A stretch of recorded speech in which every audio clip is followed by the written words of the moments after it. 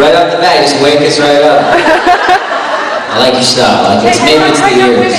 Pardon me? Check there's no pregnant women in the room. No pregnant women in the room. If there isn't, if there is, if you don't know, you're pregnant.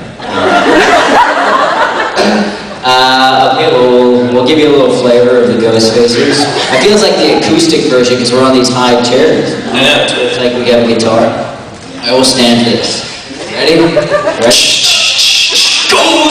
Ghostfacers!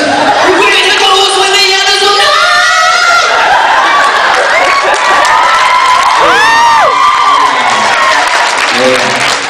Ghostfacers. That's all for you.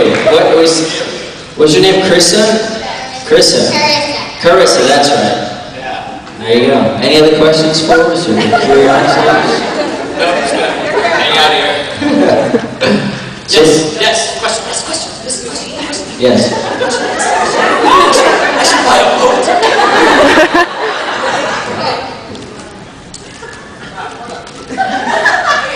This is for AJ? Yeah. I just saw you at CSI New York, and I was wondering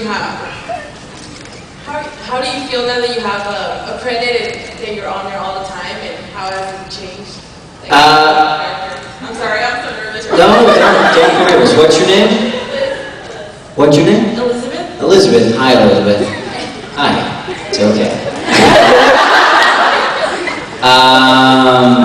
Well, yeah, it's that was actually kind of cool to finally be in the opening credits. Because I joined CSI halfway through season 2 and was recurring, and started off with 4 lines, and then the writers took a liking to me, and so it was kind of like a road of really not knowing if I was gonna become a regular, and CSI is such a big franchise, and it was something that I really wanted badly. So then at the end of season 3, that's when they made the offer for me to go series regular, and then they said in the contract, because I wasn't in all series produced in season 4, that I'd be in the opening credits season 5. So I was just going. That was actually the first time that I was in opening credits, so it was kind of cool. I was with my mom and dad at home. They flew down because it was Emmy week, and they wanted to come to all the parties and stuff. So they came down, and we were sitting at home on Wednesday. When it came on, I was like, woo! Got up and did a dance. And Your first CSI episode aired. I remember it was while we were working on the first episode of Supernatural. That's right. Yeah, the very first time I was ever on CSI, we were up doing Supernatural, and we were talking about it. They're like, oh, maybe that'd be cool if they brought me back. And that was like 3 years ago. Yeah. So, but yeah, but for us, Ghostfacers has been, for actors, it's been, that too, we are actors, yes we are. It's my favorite role by far, and mine too. Good to hear. That'd be really weird if you're like, oh, that's awkward. It was os. Yeah, and the whole process of when we first did the Hellhounds, which was, Travis and I knew Travis through Eurotrip, which he was awesome in, and you're awesome, man. Come on, let's keep talking. That part when you were in Europe and you were like, that was like, all the Europeans were like, you were awesome in that part. That was my favorite awesome part. Yeah, and that other time where you were like, yeah, and I was like, sorry. Yeah. But when we met each other, we just started riffing. Nothing like what we just did. No, it was a serious actor riff. Yeah. And then they left, and they said the same thing. Possibly you guys will come back. We don't know. Because it's such a different tone for the show, having us on there. It's so dark and brooding, and Jared Jensen, and we're like the antithesis of them. They've got jawlines and 6-packs, and we don't. Yeah, and they're giants. We're not joking. Like they're like, you'll see Jared tomorrow. I don't know if you guys have seen him before, but he is a giant. He's a giant. Like, well, like, I'm not joking. We're like literally like this in scenes. We'll do scenes like. His voice is deeper. His voice is deeper. He's like, I can't even do it. I can't even get my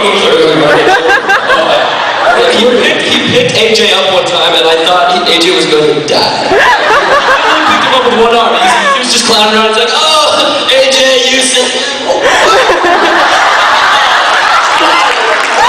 Get back down again. Yeah, it was awesome. I feel like I went skydiving. And Jansen was like, Jared, put him down.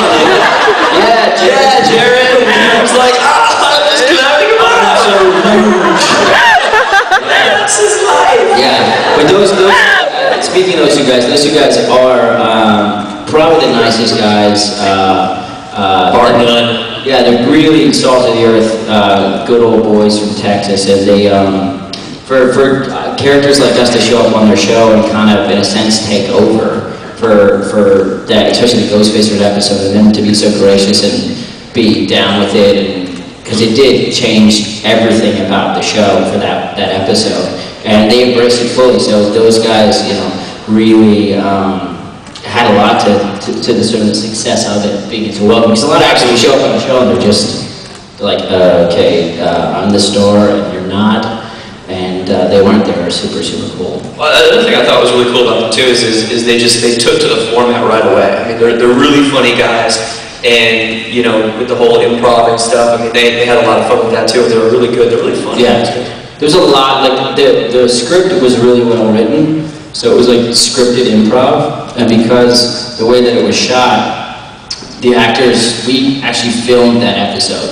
Occasionally the DP would send one of the camera guys in to shoot the Ghostfacers episode, but he couldn't actually do it as well as Bruce or Maggie because the actors had a feel. So I would say about 90% of that episode we actually shot as the actors, which was kind of cool. And it was, for the first time, it felt being on stage. Right? It was like, yeah, it was just a completely different acting experience. Yeah. Like there were no camera guys, there were no lighting guys. It was that's so weird to hear my voice echoing off the back of that wall. It's kind of distracting. I'm listening to myself talking like, oh, I just heard it. Oh, what was that? Mine doesn't though. Oh, does it? It does. I'm listening to it. Hello. Echo. Maybe it's the microphone. Hello? Hello? No? No, yeah. Alright, sorry, that's I'll take this one. We were talking about how the set is actually, it was like a 360-degree set, so it was completely enclosed, no lighting guys, no camera guys, just schmackers, and it was just an incredible experience. You know, I mean, I've never had a working process like that before, and it was outstanding. Yeah. Any questions for us? Questions? Yes, questions. Questions? Yes, questions. Does your microphone echo? I don't know. Does it echo? Oh, it does. I don't get the microphone that echoes. Questions? Sorry. That's okay. So when Eric was at Comic-Con, he kind of hinted that there was maybe something in the works for you guys, some new series of some sort. Wondering if you guys... Really? You were totally there. You didn't hear that? Are you serious? I am serious. Yeah. Back me up. Yeah. I was going to ask if you'd heard. All we can say is we can't talk about what's being talked about. But talking is happening. We're not allowed to talk about. Are we even allowed to talk about the talking? I don't think we should probably stop talking about. We're just going to talk about it. But they're talking about something that we're not supposed to be talking about. Okay. But you can talk about it. We just can't talk about it. Let's talk about it. Mum is the word. I'm not exactly sure what that means. Does that come from mummy? I don't know.